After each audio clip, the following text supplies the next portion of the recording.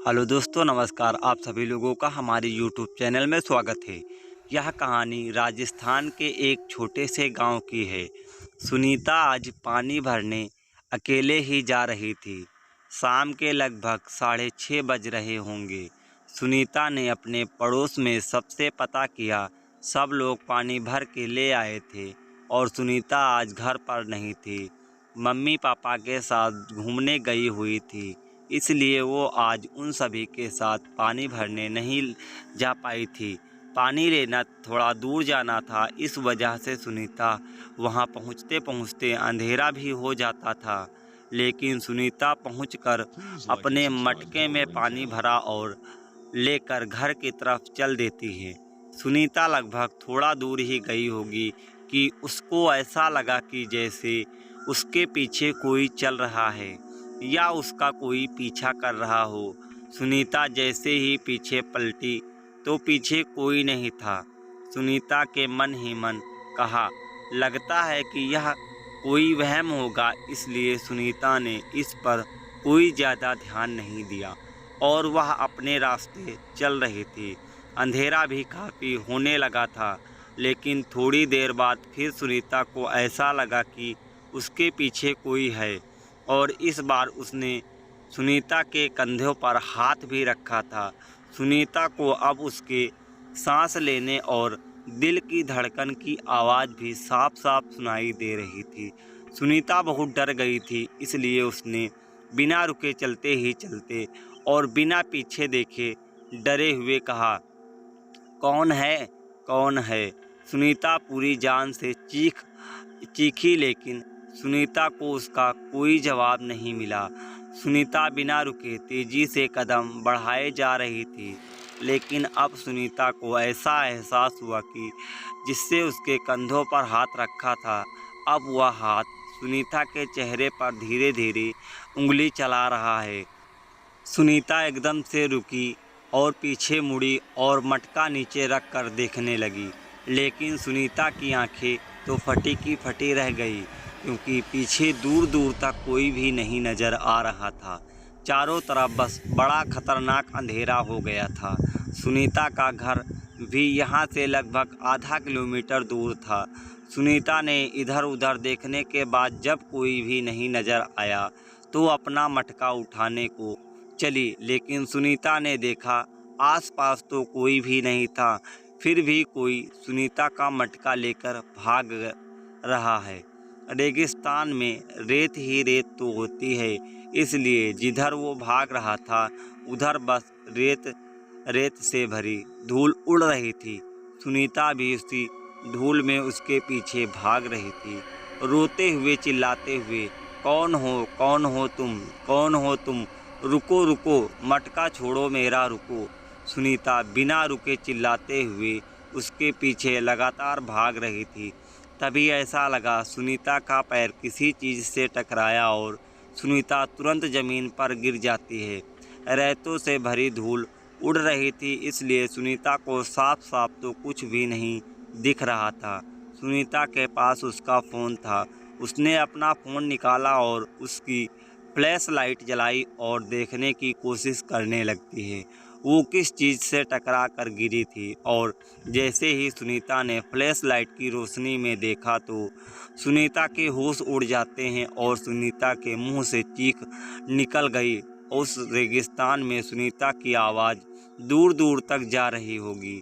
सुनीता इतनी तेज चिल्लाने और चीखने लगी क्योंकि सुनीता ने देखा जिस चीज़ से वह टकराई थी वह सुनीता की ही जैसी कोई लड़की पड़ी हुई थी। उस लड़की से खून बह रहा था और बगल में वह मटका रखा हुआ था जो सुनीता भर कर घर ले जा रही थी। सुनीता ने लाइट में देखा कि उस लड़की के नाक मुंह से खून बह रहा है, चेहरा बिल्कुल कटा हुआ है और वह ज़मीन पर पड़े पड़े तड़प रही थी। कुछ देर तड़पने और चीखने के बाद उसका शरीर शांत हो जाता है। सुनीता सामने खड़े यह सब देख रही थी कि अचानक कोई सुनीता के पीछे से आकर दोनों पैर पकड़ लेता है और सुनीता को उसी रेगिस्तान रेतों में घसीटते हुए ले जा रहा था। सुनीता चीख रही थी, चिल्ला रही थी, और दर्द से कराहते हुए सुनीता तड़प भी रही थी और बस लगातार एक ही बात कह रही थी, कौन हो तुम, कौन हो तुम मुझे छोड़ दो, मुझे छोड़ दो जल्दी। यह बोलकर वो बड़ी ज़ोर से चिल्लाती है और चीखने के कारण उसकी नींद खुल जाती है और वो देखती है कि वो तो अपने बिस्तर पर ही लेटी हुई है। सुनीता समझ जाती है कि उसने कोई खतरनाक और भयानक सपना देखा था, लेकिन सुनीता की सांसें अभी भी बहुत तेज चल रही थी। उसका गला सूख गया था और फिर वो अपने बिस्तर से उठी और फ्रिज से पानी का बोतल निकालकर पानी पीने लगती है। पानी पीने के बाद सुनीता बोतल फ्रिज में रखकर जैसे ही फ्रिज का दरवाज़ा बंद करती है तभी अचानक लाइट चली जाती है। सुनीता गुस्से में कहती है, ओह अरे यह लाइट को क्या हो गया है। सुनीता अंधेरे में ही अपने बिस्तर की तरफ जाती है और हाथ से टटोलते हुए अपना मोबाइल फ़ोन ढूंढती है। तभी अचानक उसके हाथ किसी मुलायम चीज़ पर पड़ती हैं। सुनीता मन ही मन कहती है, यह मोबाइल तो नहीं लगता है, तो फिर क्या हो सकता है। तभी सुनीता को ऐसा महसूस होने लगा कि उसकी उंगलियों को कोई ज़ोर से पकड़कर दबा रहा है। एक बार फिर उसकी बड़ी तेज़ी से चीख निकल जाती है, फिर उसी समय लाइट भी आ जाती है। सुनीता देखती है वहाँ तो कोई भी नहीं है और पूरे कमरे में भी कोई नहीं है और सुनीता के कमरे का दरवाज़ा भी बंद है।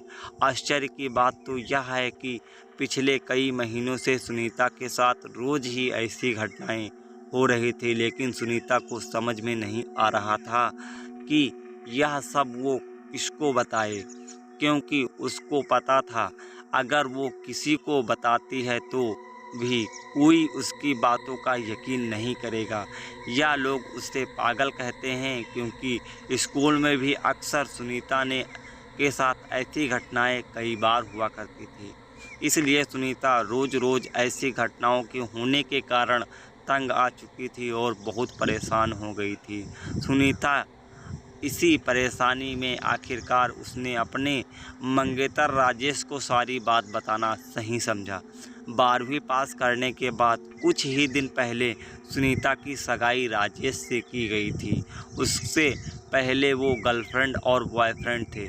अगले दिन उसने राजेश को फ़ोन लगाया, लेकिन राजेश ने फ़ोन नहीं उठाया था। सुनीता ने सुबह के लगभग 10 से 12 बजे राजेश को फ़ोन करा होगा, लेकिन राजेश ने उसका कोई जवाब भी नहीं दिया था। उसके बाद सुनीता ने व्हाट्सएप पर मैसेज लिखा कर सेंड भी कर दिया था, प्लीज़ कॉल मी। सुनीता और राजेश की लव स्टोरी भी बड़ी अजीब थी। इन दोनों की उम्र लगभग 25 साल के अंदर थी, लेकिन वो कहते हैं ना, सच्चा प्रेम इन सब बातों की परवाह नहीं करता है। राजेश और सुनीता के साथ भी ऐसा ही हुआ था। हालांकि सुनीता और राजेश के रिश्ते से सुनीता के घर वाले बिल्कुल खुश नहीं थे, वो इसके खिलाफ थे। सुनीता के घर वाले सुनीता को हर रोज़ समझाया करते थे कि वह सुनीता के लिए ठीक नहीं है। इस वजह से सुनीता के माता पिता और सुनीता के दोस्त सभी सुनीता से बिल्कुल खुश नहीं थे। जब से राजेश ने सुनीता को प्रपोज किया और सुनीता राजी हो गई, मगर अब दोनों की सगाई हो चुकी थी तो उसे किसी बातों की परवाह नहीं थी। राजेश एक टीवी सीरियल में काम करता था, लाखों फैंस थे उसके लिए लड़कियां और दिल हाथ में लेकर तैयार रहती थी। 5 ही महीने में राजेश और सुनीता इससे ज़्यादा करीब आ गए थे कि दोनों ने शादी करने का फैसला कर लिया था। राजेश ने कहा, मुझे फ़र्क नहीं पड़ता कोई क्या कहता है क्या करता है, मैं तो बस इतना जानता हूँ कि मैं तुम्हारे बिना अब एक पल भी नहीं रह सकता। बस सुनीता ने कहा, मैं भी राजेश अब तुम्हारे बिना एक भी पल नहीं रह सकता। लेकिन सुनीता के बार बार फ़ोन करने के बाद भी राजेश वह फ़ोन नहीं उठाता है। सुनीता समझ चुकी थी कि शायद राजेश शूटिंग में बिजी होगा और तभी उसी रात की बात है, सुनीता सोने जा रही थी, तभी उसके फ़ोन में घंटी बजी। फ़ोन की स्क्रीन पर राजेश लिखा हुआ था। इसके आगे की कहानी आपको अगले एपिसोड में मिलेगी। तो दोस्तों, यह थी आज की हमारी नई हॉरर स्टोरी। उम्मीद करता हूँ यह कहानी आपको पसंद आई होगी। अगर आपको कहानी अच्छी लगी हो तो वीडियो को लाइक करके चैनल को सब्सक्राइब जरूर करें। अगर आपको कहानी ना पसंद पड़ी हो तो वीडियो को डिसलाइक आप कर सकते हैं। इसी तरह हमारे चैनल पर आपको वीडियो मिलती रहेंगी, तो हमारे चैनल को सब्सक्राइब करके बेल आइकन को ज़रूर प्रेस कर देना। मिलते हैं तब तक के अगले वीडियो में। जय हिंद, वंदे मातरम।